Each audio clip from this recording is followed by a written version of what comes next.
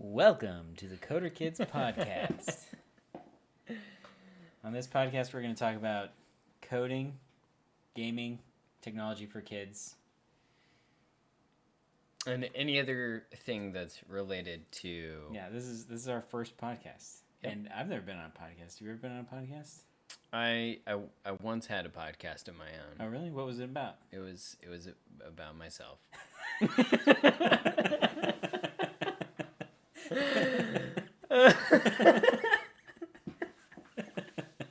All right, well, I'm Jeff Ward. Sorry, I just think that's pretty funny. Of all the topics. It was in junior high, people. Oh, no, I didn't even know podcasts existed back then. I was an early adopter. My name is Jeff Ward. I'm the owner of Coder Kids. Our website is coderkids.com if you want to check out technology camps for kids, classes for kids. James, you want to introduce yourself? Yeah, I'm James Thornock. I run things around here. I do. We've been doing a lot of online camps and classes recently, but previous to this, we are Houston-based and been managing things around roughly the Woodlands area down to Sugarland and Katy area on the west side. And this podcast is being recorded July 17th, 2020, and it is very hot. It's very hot outside in Houston right now. Yep, that's absolutely true. So let's start at. Do you think if we could start at the beginning? We could start over at the beginning. What do you think? Should we start the recording over? No, I think we're good. It's great. Okay. But I think there's a recording timer, and we're currently at 2 minutes. Okay. So we've wasted 2 minutes of everyone's time. Anyways, we're gonna try to keep this going for week to week. I think Friday is our day because Friday is a little less stressful. And we're just gonna be on here talking about topics in coding. I think we're gonna keep things pretty light. Yeah. And I've listened to a few podcasts that are about coding for kids, and honestly, like you don't want to. It's like not a topic that you want to keep listening to. Does that make sense? I'm not trying to be rude. I'm just saying like there's only so much you can. I don't know. Yeah. So there's a lot you can talk about, but I don't want it to be like too academic or too serious. Yeah. Yeah. Absolutely. And one of the things we found whenever we've tried to go a little bit too academic sometimes with Coder Kids is that kids lose interest and then they actually learn less coding. So, and that's true of adults as well, right? You got to make things interesting. I will say we are, what do you call this, simulcasting?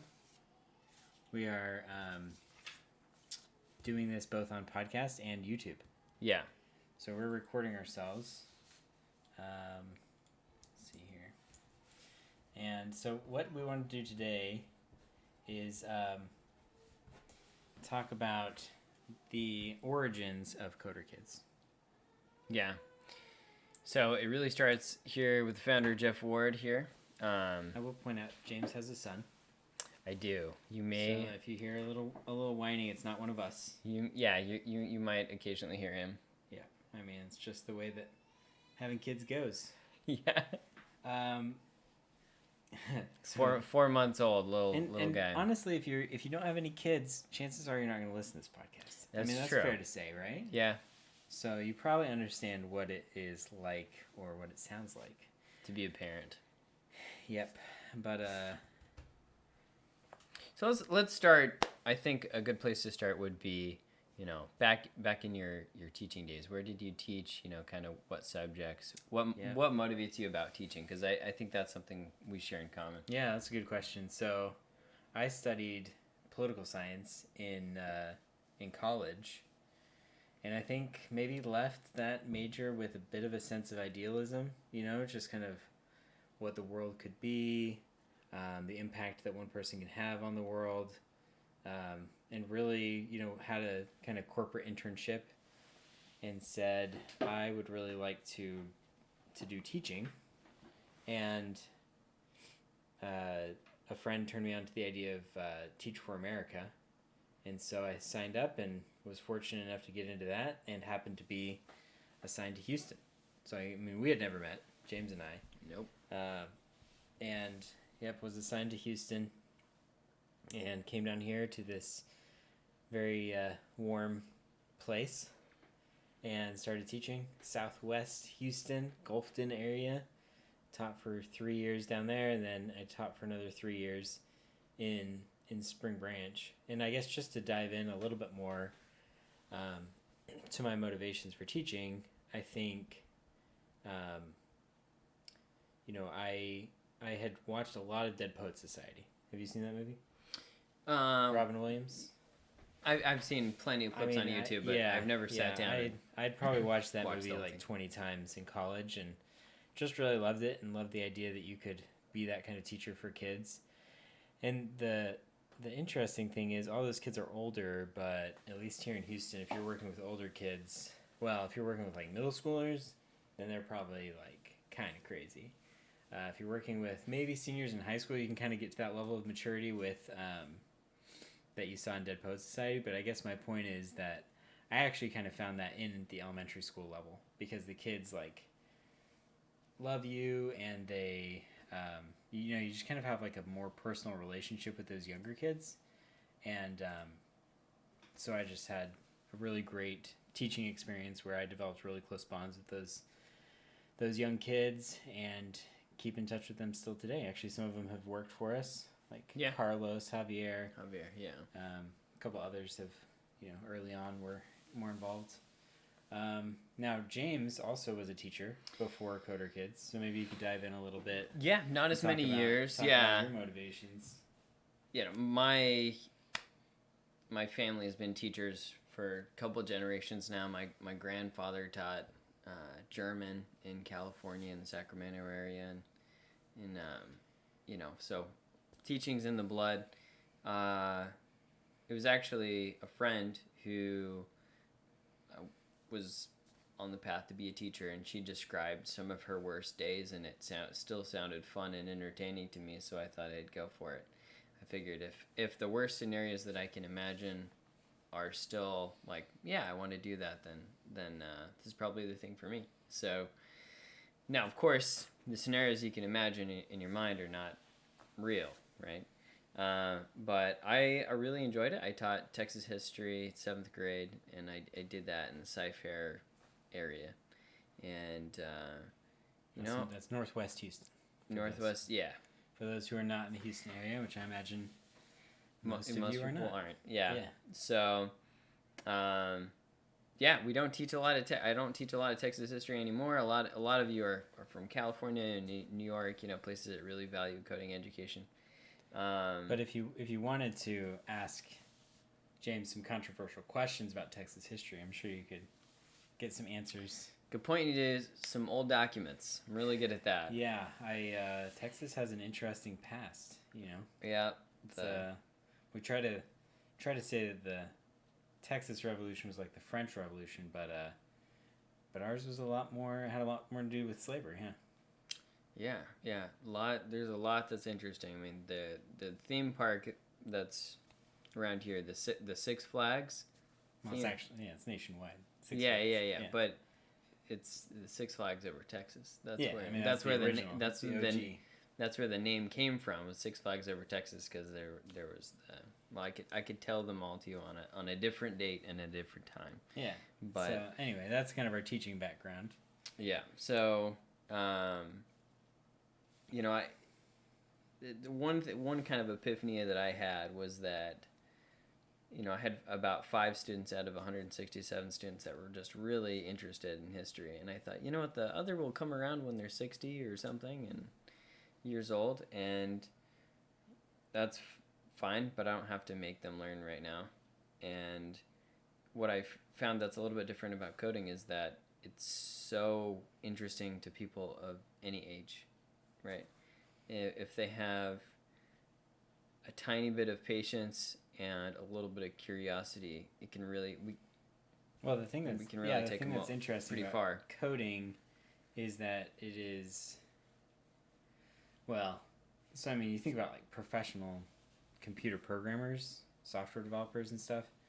It is not necessarily the funnest job ever for a lot of them, depending on like where you work and what you do.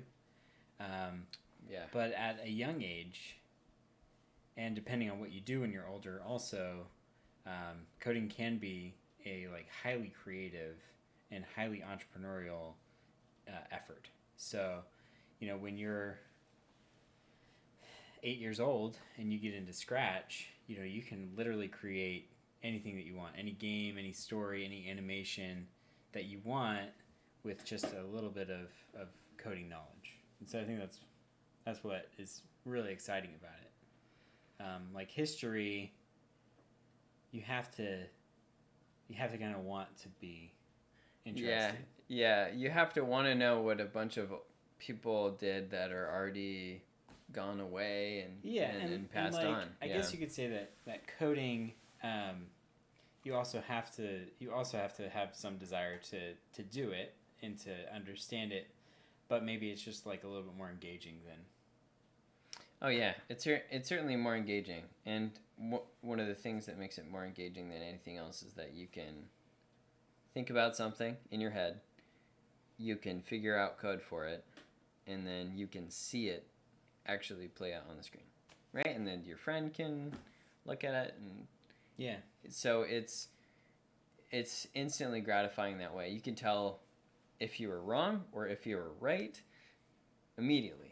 And there are a couple different ways to be right. There are so many different ways to solve problems in Scratch or in Python or in Java or in JavaScript or whatever coding language that we happen to be working on. But one of the things we say all the time at Coder Kids is that we love it when students are able to see that they can be creators and not just consumers of content.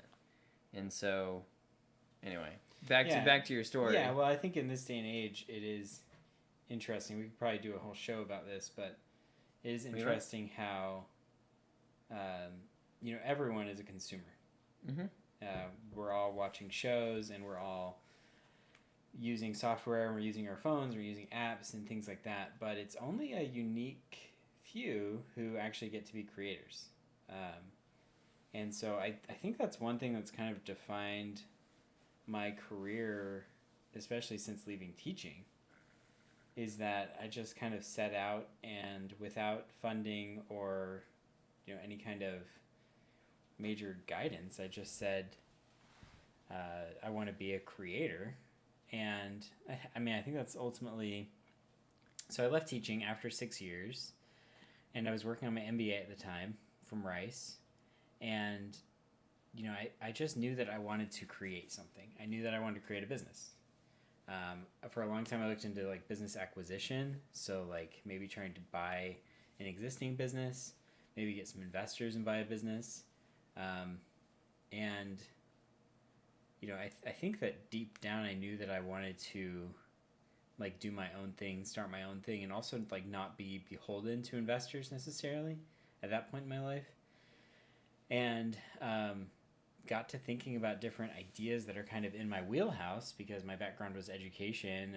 I was thinking at the time about a bunch of different businesses that are not really related to my background in education. And if you were in business school with me, you probably heard me toss around a lot of those ideas. And I know James listened to my idea for a nickel arcade, which I still think is a sweet idea. Definitely. I mean, definitely one of the more fun ideas you've had. Yeah.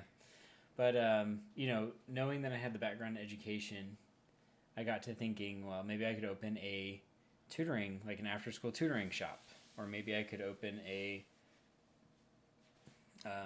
virtual tutoring, or I don't know, a private school.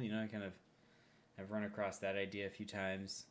And I'll just say you're not the only teacher who's ever thought about doing a private school. Yeah, for sure. Curriculum development, just like designing. I was pretty good at like writing test questions.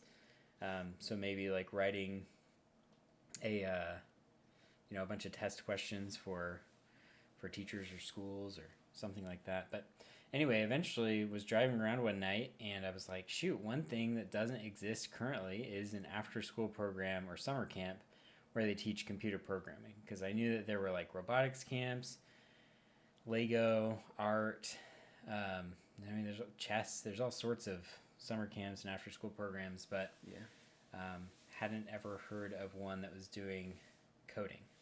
And I had just been exposed to coding generally. I mean, I'm not a computer programmer myself, but had done some research about code.org, or had done like activities with my students on code.org, and had played around a little bit with like Scratch and things, and so had some like basic understanding of what it was and what it could be, but I just kind of landed on it, and I was like, well, I wonder if I could take this idea and just like get, well, actually at first I was talking about building a physical location, like a retail shop. Okay. Getting investors and like building out a physical retail shop. And as you know, we're in the midst of coronavirus, and I am grateful every single day that I don't have a retail shop. Yeah. And I actually got some advice from a Rice MBA classmate who said, why don't you just look into schools and churches and see if you can short-term lease their facilities and offer your classes there. And you know, one of the great things about this is it helps schools out, it helps churches out, it helps those facilities out, and I think that it gets people in their doors. Yeah. We use like tutoring facilities, so like the facility I once thought of owning, you know, I don't want to own one necessarily, but I still think that we can be good partners and go in and offer our classes there and be able to offer a little bit of money back to the owners of those facilities who are going through a difficult time. Although right now, honestly, we haven't been able to because there's just not a lot of in-person classes going on. But anyway, so kind of had that idea to do it virtually. So explored the idea of opening a physical location for a while, but ultimately landed on just doing everything virtually. And started out with my first camp, my first week of camp.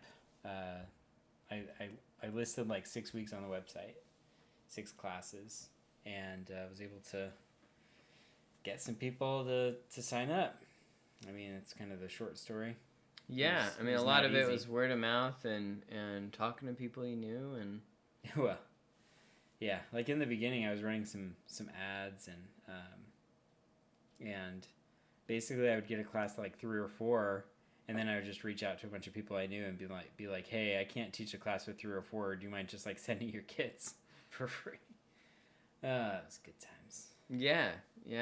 No, it was. So I mean, I think good. every business owner, if you don't have a lot of funding going into it, you kind of have to start out kind of grassroots. And so I was able to get those camps going, and kind of at the end of that summer, I was like, man, this has been a fun summer. I taught like 5 of the 6 weeks, but I was like, well, what am I gonna do this fall? Because I didn't. So I was very fortunate. One parent at one of the camps said, hey, we had a great time. Let me put you in touch with the after-school coordinator for my school.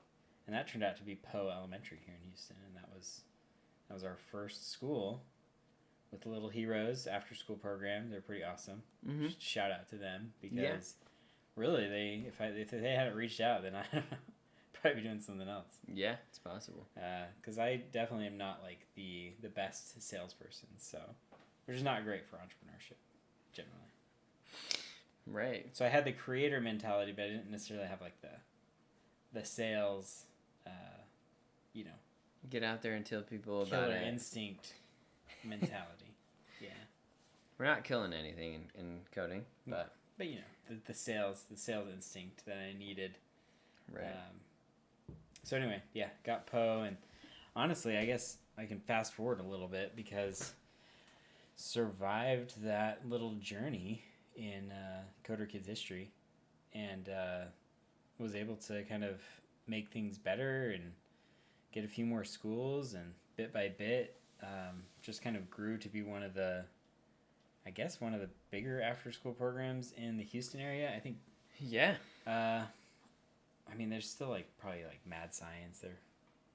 Yeah, I mean, They seem they're to be not like just in a lot of Houston. school. Yeah, Yeah. they're like a nationwide thing. Yeah, it seems like there are some programs that are nationwide, and some of those are larger. But And there's still like some schools and districts that have been like hard to break into, but I think overall we've done a pretty good job.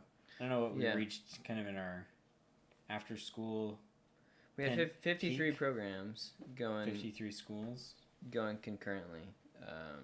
So So after school is pretty good time. And then in the summertime, I mean, just a bunch of camps, Houston area camps. Well, all Houston area, a few Dallas area. I guess we just said something to Siri. oh, she got triggered.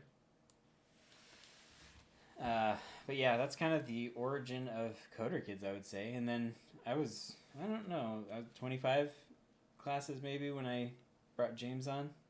Yeah, I mean, we had 35 official partners at the time, but we probably had 25 active, and I'd finished my first full school year of teaching, and I was looking for a break, and to not have to teach for a bit. So what did I do? I went and taught a bunch of Coder Kids classes, and I'll tell you, it's such a night and day experience. It was so fun. It was so engaging. We did a lot of work that summer. Well, James was like mostly calling schools, so I remember that. Yeah, I was spending, I'd say, half the time teaching and half the time on the phone with schools and talking and seeing what other schools we could get into. And Yeah, helping to put out fires. yeah, Well, 'cause I and was- substituting I was for classes. I was just kind of overwhelmed, I would say, by doing this all by myself. By the time that you're at like, I don't know, 15 instructors and a bunch of classes and a bunch of camps, it's like, man, you just can't do it by yourself anymore. And it's easy for people who go out and seek funding. You know, if I had gone out and sought funding at the time, I don't know, maybe we would have been able to hire like a bigger staff Mm-hmm. and expand a little more on a bigger scale. But as it stood, I don't know if I was afraid or if I was just like, don't want to do that. But anyway, I mean, I think you I had were enough money to judicious. bring. Yeah, I had enough money But- to bring James on, and so he was. And I'm able not to- cheap, so Yeah, he could, valuable. he could split the load. I think that's kind of a conundrum for all bootstrapping founders. Actually, I've talked to a few other entrepreneurs who are like, you reach a certain level of revenue and you can basically either keep doing all the work by yourself and get paid that salary, or you can hire someone else and get paid like no salary. Yeah, Yeah. That's the great that's how the cookie crumbles. that's the great battle in the mind of the entrepreneur, is making that decision. But eventually bit the bullet, brought James on, and Yeah, so we did the summer to kind of try it out. It Yeah. was kind of like a trial period to see, like, hey, do I like this? Do I, and you were still debating on whether to bring me on or not, and there were a couple of schools that wanted me to teach for them as well, and we got it done. yeah, we did. I'm Got it so glad. I'm so glad because I love my job. I seriously wake up every morning and there's always that, like, who knows what emails I'm gonna get today, and I'm gonna respond to those. And Well, we who haven't knows- even showed everyone on the YouTubes that we have similar looks. It's Bald actually buddies. a little bit weird. Let me put my hat back on. Yeah, so I take after Jeff in a couple of key ways, but yeah. So I joined Coder Kids, and we about doubled. Well, we more than doubled the amount of partners we had in about a year and a half since I joined, and then been doing Coder Kids now for 2 years. Been doing the Coder Kids. And I just don't look back. So I did want to just address really quickly. Address sounds like there's something bad. No, I think address sounds like you're gonna do a Gettysburg Address kind of. Yeah, no, not Can if you quite, want. not quite Abraham eloquent, we'll say. But one of the things I loved about Coder Kids, again, I've said this before, it's that ability to create and to iterate and to see something actually happen on a screen, and it blows my mind. And I love to see when the light bulb goes off in the kids. It's super fascinating, and that's addictive to me as a teacher who had, I had that, I'd say like a handful of times in a school year teaching Texas history, and I saw that every single Coder Kids class except maybe one or two, and so I saw it all the time. Well, so let me ask you this about your job. Sure. Because there was a certain point for me. I taught classes for 2 years, 2.5. I would say the big tipping point for me was that we were starting camps. I think it was my second summer of doing summer camps, and I was like ready to go, and must have been eating like a bunch of junk, and I went to the first day. I'm trying to think. I went to the first day of class, I think. And maybe I missed the first day. I don't know. I'll have to ask some of those instructors back in the day. But either way, I got appendicitis. And that was like the tipping point for me. I had to have an appendectomy. And so I missed like the first few days of summer camp. Oh, wow. And I would say like after that, I realized, I think that experience helped me to realize that I could hire instructors to do the work for me. Like I didn't need to always be there, and that parents and kids could still have a positive experience even if I wasn't in the room. Because I think another fallacy of like being the founder is thinking like you have to do it all yourself. And it was tough because my first few parents, they would write reviews and they'd be like, "Jeff is awesome. Like we love Jeff as a teacher." And it's like, well, that's great, but it's not scalable at all, right? Yeah.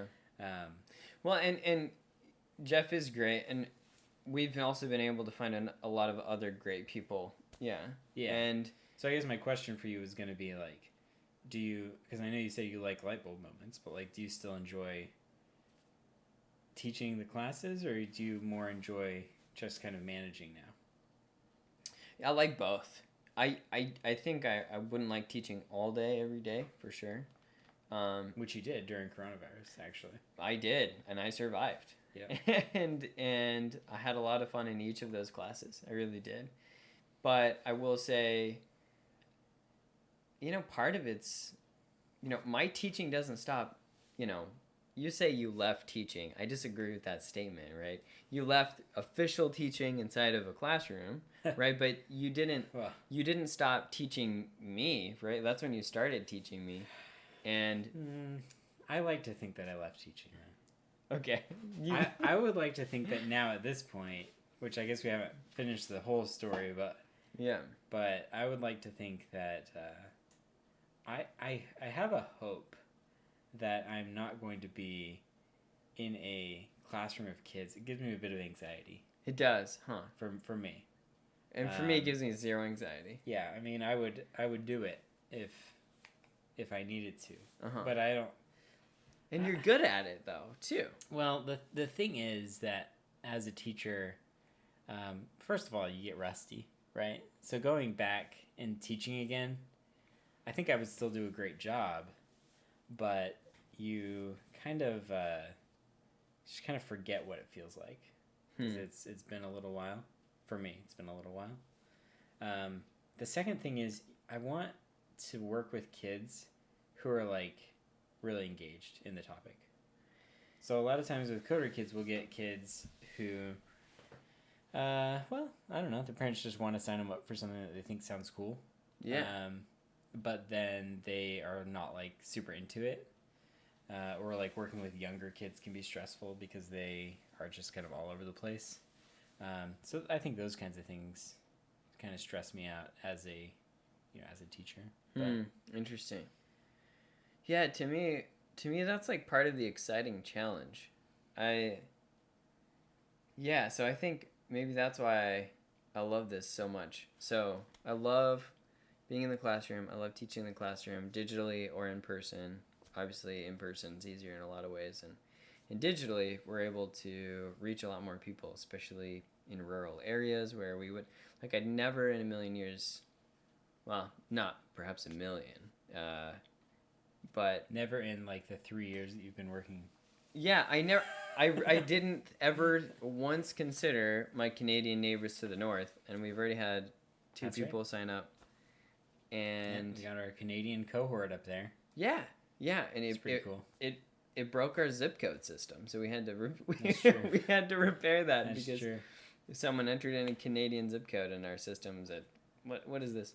I mean, that's the thing I So- love about Coder Kids now, though, is that, you know, at a certain point, I stopped being the teacher and I Mhm. started hiring instructors. And then from there, it was just like, what can I systematize to make this business run better?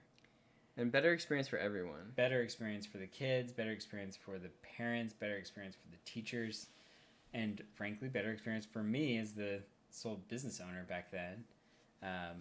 But Yeah. just about building systems, and I would say we still haven't stopped that.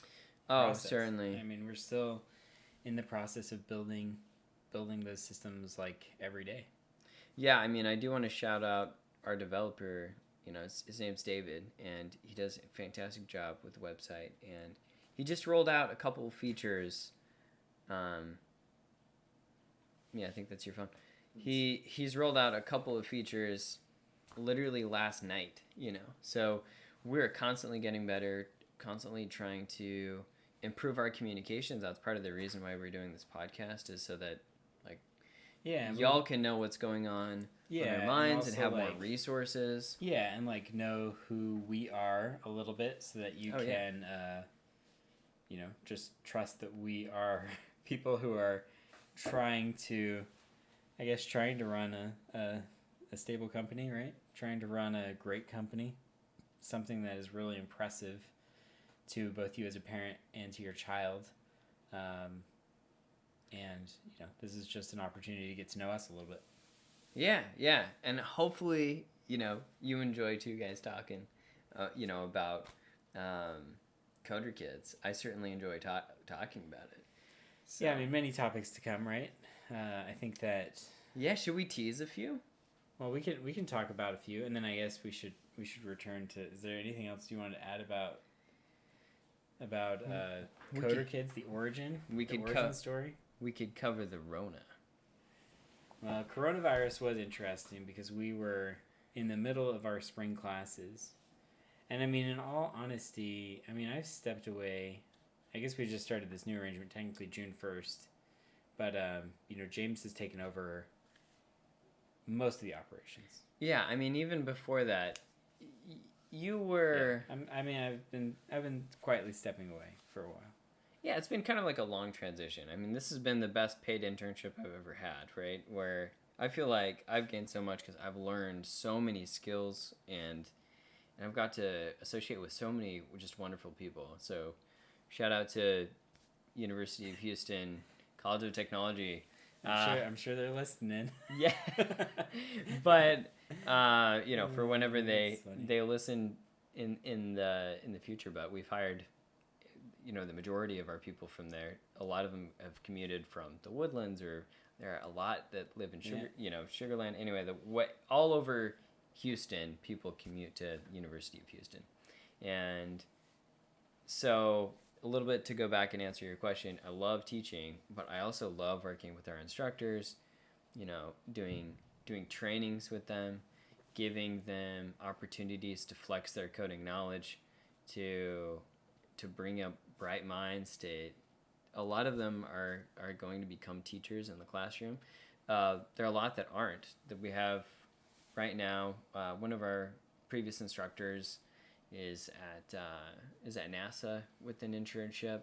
So part of the reason I love doing this job is just because I get to associate with people who are far smarter than I am all the time. It's wonderful, and so I feel uplifted, and hopefully they do too, and hopefully it's a great opportunity for them.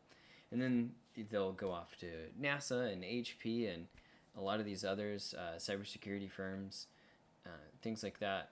A lot of them, that's their trajectory, and we're a good kind of launch pad for them. Yeah, I mean, it's a great.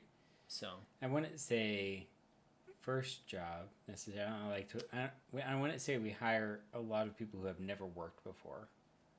Yeah, a few, but maybe a few. but not, yeah. But generally speaking, we are not a great very first job because we want people to have at least proven, like, I've done babysitting in the past, or I've worked at a restaurant or something. And then we say, okay, great. Well, you kind of, you're studying the right topic. It looks like you would enjoy working with kids. But anyway, back to our previous, I think we were talking about COVID, right? Yeah. Coronavirus and how that's kind of changed things. Yeah. Oh, yeah. So I was pointing out that James took over a big chunk formally in June. And, but I had been stepping away and kind of doing more of the financial and systems building approach. But then when coronavirus hit, it was just like, well, I guess you could say I thought that we were going to, like, totally shut down. I thought we were gonna. I didn't think we were gonna make it because schools started cutting out, and really, So James spent the whole, like, March, April, May doing online teaching and finishing up all of our in-person classes with online classes, and then I would say it was like we weren't getting a lot of signups, but it was like maybe it was early May or maybe it was like mid-May. I don't know, but at some point we just, like, got a surge of hits. It was like mid-late.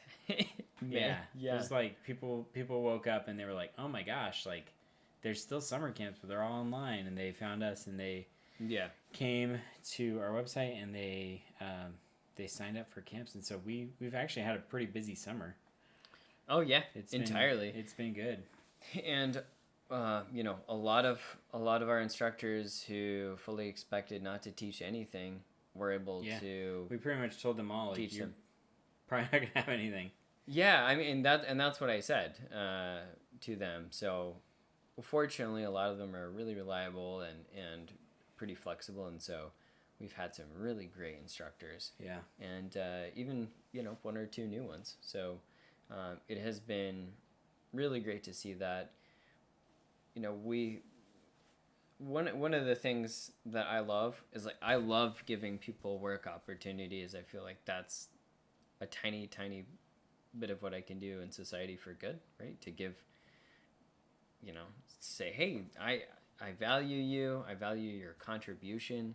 Here's some teaching experience, and here's a paycheck. And I think that's valuable in a marketplace, and valuable for that individual.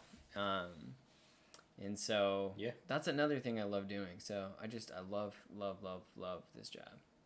So I did want to point something out. If you are watching the YouTube feed, which probably isn't too many people, I bet we'll get more podcast hits than we do YouTube hits. But yeah, I guess we'll find out. But if likely. you are watching the YouTube feed, there's an error in this picture that we're using as our background. For some reason, there's dirt at the bottom of this tree in Minecraft. It's not an error. That's just, like, there happens to be dirt there. I don't know. It kind of looks like somebody, like, took away the tree and replaced it with dirt. I'm just saying, Minecraft generated this world. I screenshotted it. And then also up here, there's a tree that is partially just hanging out up there. Yeah, so it's chopped off. I've seen that in some of my Minecraft worlds. For those of you listening, the tree has got green leaves and a brown trunk. This and it one looks tree very that I was blocky. pointing If you've at never seen Minecraft before, has dirt at the bottom and tree at the top, so it's a bit. It looks like a dirt trunk. Yeah, but anyway, I don't know. I mean that one there is normal. Anyway, so James said that we were gonna tease out a few of the summer. You want to do, like, remaining summer camp topics? I mean, we can just talk about what we've got. Oh, sure. Yeah, let's just talk about what we have remaining for the summer, but then also... I mean, I think we'll dive into these topics more later, right? Like, a little bit more in depth. We've got also, like, a great blog that has a lot of articles with some great content. Shout out to Sarah. Well, shout out also to myself. Shout out to Jeff. Sarah is our... I mean, technically, she's the operations manager, I guess is what... Okay. But, I mean, she does a lot of stuff. Yeah, the title doesn't quite Yeah. adequately. Yeah. Well, anyway, she's been working a lot on the blog for sure. Yeah. So periodically, I mean, I used to write a lot, but nowadays we mostly are. Well, I don't know. We'll get back to it. It's always like it's kind of seasonal. But anyway, cyclical. Sometimes we feel like writing, and sometimes we don't. But anyway, Yeah, so we for do have a lot of articles though. yeah, and you can check them out all kinds of topics, you know, whether it be Minecraft or Roblox or coding knowledge or coding skills or what have you, it's on there. But in the And- meantime, let's go ahead and dive in and let's talk about these topics that we're gonna have, like I guess for the rest of the summer, and then just a quick overview of the fall. Yeah, In case absolutely. anyone finds this episode in the next little bit. Yeah, so next week we've got Minecraft Adventure, and we also have JavaScript, coding projects in JavaScript. So that's an introductory class, and it is a really good one. If you've taken it before, you should be able to take it again. There should be some new content this next week. Is it like a middle school like middle school? It's Ages? yeah, it's 5th through 8th grade, I believe. Anyway, you can check the website for the details as always, but and then we have YouTube 101 that's coming up the week after that. That has everything you need to know essentially to start getting good at YouTube. How do you shoot video? How do you edit video? How do you upload video? All of that. Jeff's trying to correct the background image here where it's getting fuzzy. I'll put my shoulder Yeah, out. it's getting fuzzy over here too. So Anyway, sorry. Continue. So yeah, YouTube, right? We're not. James and I. we're not We've teaching. made some YouTube videos, but we have an instructor who is more of a cinematographer, you might say. Yeah, and And he was on a film set. Last like 2 weeks ago. yeah, So he's all into film and editing and stuff like that. So Yeah. he's real good. He's Joseph Cordova. Some of you may very have had him. very popular instructor from what I hear. He's definitely popular, and he's definitely a whole bunch of fun to be around. So we have that. We have a brand new offering that is Drawing 101 character creation.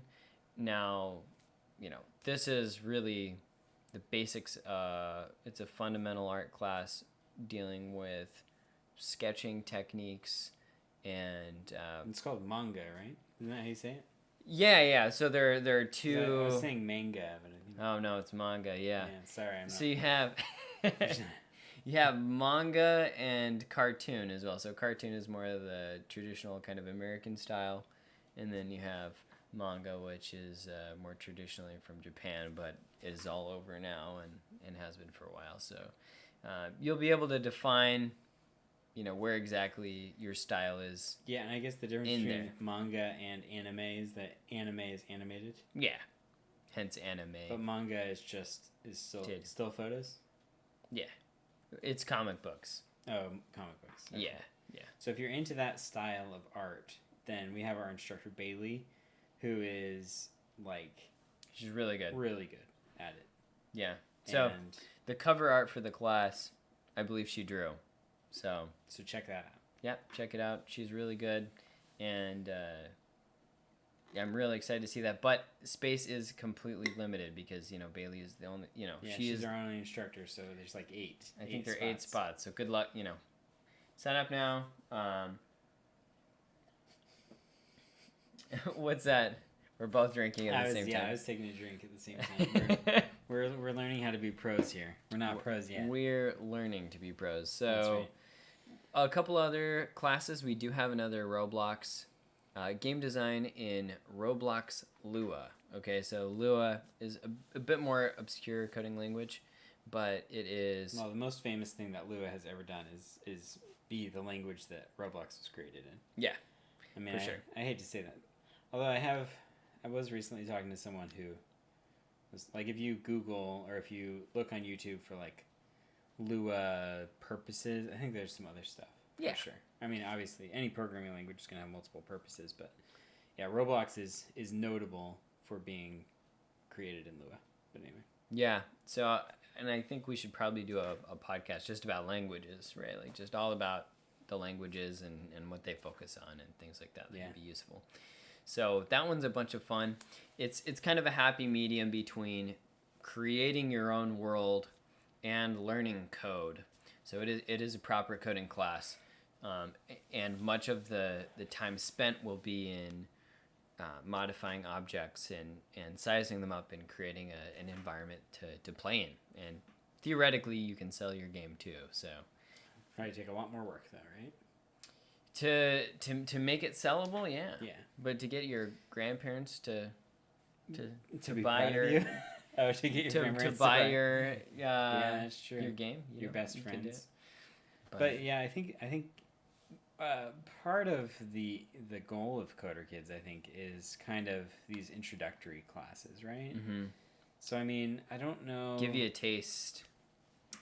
Like some people have said. Well, I don't know. An example would be Python, right? So we've been teaching Python for a number of years now, and eventually, like after your first class with Python, I think the great question is, do we offer Python 1, Python 2, Python 3? Yeah. Or do we just say, look, we're just going to stick with intro to Python and then let the kids kind of take it where they want to go from there? And I think my philosophy is, like, if we offer an introductory course and they're able to, like, create some projects, then they can at least, like, dip their toes and kind of find out what they're good at, what they're bad at, what they like, what they don't like, so then they can go and explore that topic some more. I mean, any kid is capable in this day and age of going onto Google and saying, like, Python projects, or you could order them a book about Python, like how to do simple projects in Python. And there are some really great ones that we could recommend. And so I guess going back to my original point, I think take the YouTube class, for example. Like, we can't get your child to 10,000 subscribers on YouTube. Like, there's just, I guess maybe we could if we did, like, private lessons, theoretically. Sure. Right? Yeah. But the point of the class is to give your child a basic introduction into filmmaking, into YouTube, and maybe set them on the course so that they can continue to work and develop themselves so that they get to the point where they can get 10,000 subscribers on their own. Yeah. And I would say that's kind of been our methodology from the start. Like, we do have like a Scratch Advanced class, but I just think more the methodology is like, let's just find some projects, let's work on them. But pretty much every class is going to be a class where it has both beginners and more advanced kids. And so you can't, I don't know. There's also like the issue of kind of a funnel. So like when you offer like an introductory class to JavaScript, you're going to have a lot of kids. By the time you get to level 2, less kids, level 3, less kids, super advanced, less kids. And then it's like, well, why are we preparing all this curriculum for like 3 kids to learn advanced JavaScript? Again, if they're interested in that after taking our class, then there's so many tools out there that can be a resource for them. Yeah, and one of those tools is, getting into private lessons with our instructors. So let's say you like Mr. Joe or Mr. Martin or, Miss Emily or Miss Sarah. You can say, hey, I think I'd like to continue this learning journey. I want it, maybe customized to where, my child is at. And that is the great thing, is that in something like a public school system, they're going to do a similar thing that we're going to do, which is, hey, we're going to show you how to do so much in Java and Scratch and stuff. They're going to do a little bit of exposure, but there's not going to be, that's not the end of the journey. That's just barely the beginning. And so if you are dead serious, or maybe even just partially serious, there's no contracts or anything with private tutoring. You can give it a shot, try it out, and see if it works. And one of the nice things about, real education is that you change your mind too.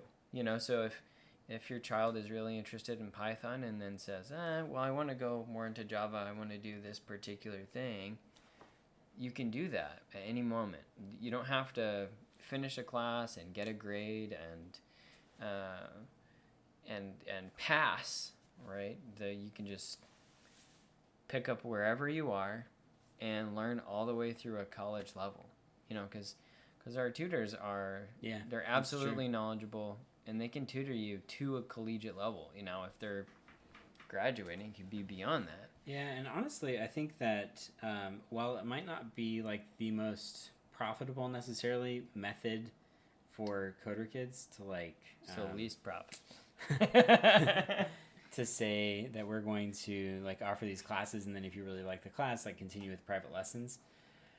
Yeah, because private lessons are not as profitable from a business perspective as classes are, but you know, again, I think that's part of the thing that I really appreciate about our model that's different from other models is that I really do think that we're in it for the kid, and we want to actually like see results for your child. So I mean, I think that I like the more like the project based approach than necessarily like a language based approach. So you know, there's nothing wrong with signing your kid up for any kind of introductory class to a coding language. They'll spend a week doing it or a semester doing it if it's like a weekly class. And they can explore the topic, they can see if they like it or not. But then for me, you know, I think that the better approach is for your child to come to you and say, look, I really want to build a website. You know, how do I build a website? And for you to come to us and say, look, I know you taught our son JavaScript, like he really wants to build a website. Do you have someone who could help him to build a website? Yeah. Or take the same approach with an app, or, you know, take the same approach with anything in technology, including like Minecraft modding, or, you know, we've done some stuff with like Arduino or Raspberry Pi, you know, anything that's technology or coding related, or even gaming related, to say like, hey, I really enjoyed this class, let's take it to the next level with private lessons. And again, that might be less profitable for us on a short-term basis, but I think it's really the most beneficial for your child in the long run. In the long run, than just taking a bunch of classes like over and over again. You take a bunch of different classes, you work on a bunch of different projects, but like if you really want your child to progress and they really have goals for what they want to complete in a technology forum, then I think private lessons are probably going to be your best bet. Yeah, for sure. So, well, this, you know, anyway, this has been a good one. Yeah. You ready to wrap it up? Is that what you're trying to say? I'm ready to wrap it up, but I really want to tease stuff. Well, yeah.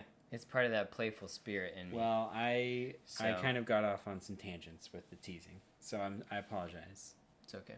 Go ahead. Yeah, so we have a couple of topics I think I would like to talk about. So one is video games. How do those fit in? You know, parents, kids, and video games. What's the healthy interaction? Is this like a future podcast future topic? Episode. Oh, you're teasing future episodes. Yeah. I thought you were teasing future classes. Before you talk about future episodes, consider checking out our fall classes, after school classes, daytime, after school, evening, weekly basis, gaming, Fortnite, coding, all sorts of topics.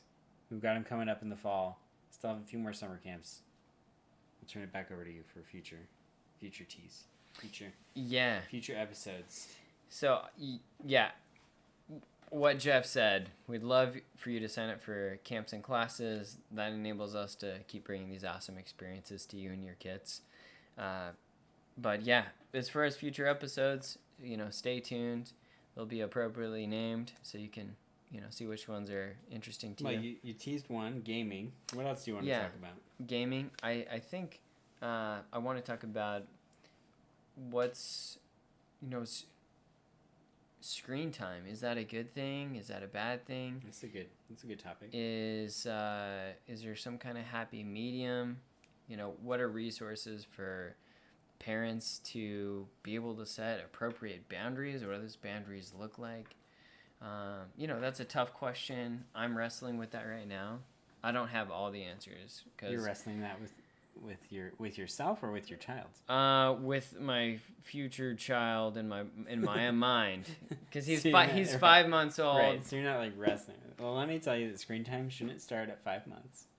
It I'm hasn't. sure you know that. Yeah, it hasn't. We have not given him a phone at 5 months.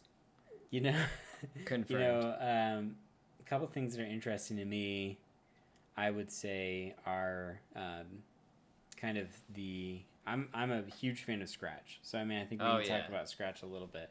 Oh yeah. Granted, on a podcast, by the time, I guess here's my question: by the time we get to episode 100, 100, yeah. I mean, are we still gonna have stuff to talk about in the kids coding realm? Oh yeah. Oh yeah. Because Endless. creations never cease. I mean, people still upload days of content about Minecraft every day. Days worth.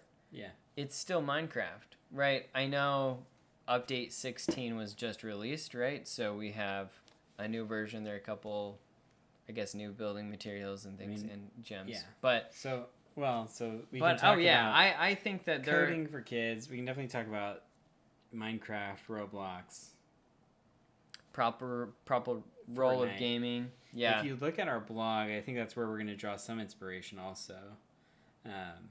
So just kind of talking about some of those different, like, one question that comes to mind is like, should my child be learning Scratch or Python? Mm-hmm. What is Minecraft as explained for parents? Just some...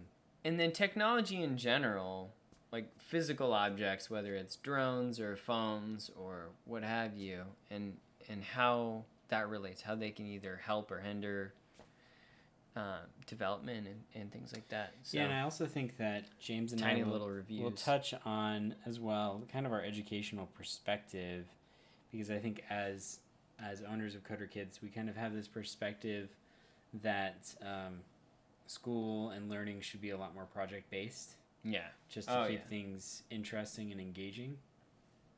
So we'll dive into that. But I guess with all that said, anything else to say before we wrap it up?